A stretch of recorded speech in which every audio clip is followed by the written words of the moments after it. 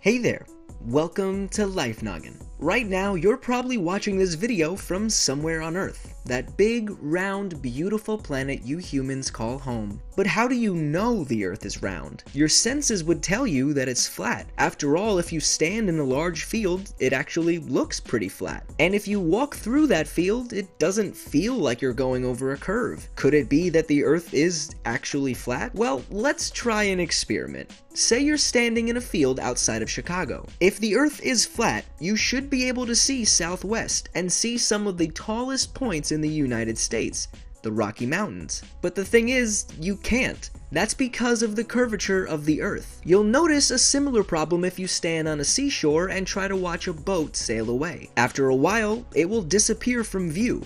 And not only that, but the bottom of the boat will vanish before the top as it goes over what's called the horizon line, the place where the sky meets the Earth. For someone who is 6 feet tall, the horizon line is only 3 miles away, but the higher up you are, the farther you can see over the Earth's curve. This is why standing on a tall mountain might allow you to see over 100 miles, while standing in a field will only let you see a short distance. It also means that taller people can see slightly farther than shorter people. Good thing my animator can make me any height.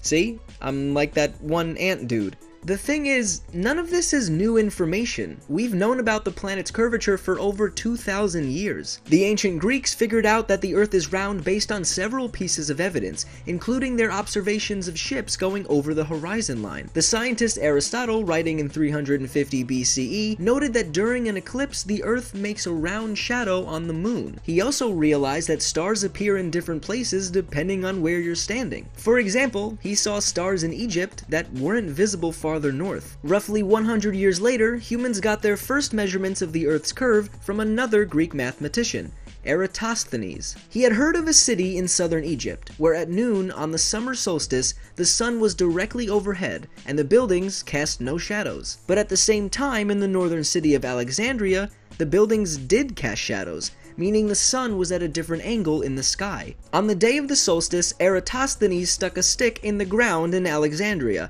and measured the angle of its shadow. Using the distance between the two cities, he was able to calculate the curvature of the Earth. You could actually perform the same experiment if you have a friend living a few miles away. Or if your friend is several hours west, you can get more proof that the Earth is round by calling them at sunset and asking how the sky looks. It will still be daylight there because of the Earth's curve. And there's one more piece of clear evidence for the planet's shape. Pictures taken from space. Maybe you're not on Earth after all, and are actually watching this video from the space station, in which case, please leave a comment because that's so cool.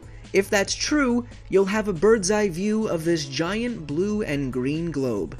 What a beautiful place to live.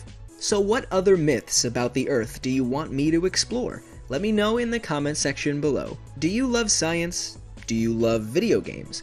If so, you'll have to check out Play Noggin, which is an excellent combination of the two. Julian recently explored the idea of mind control.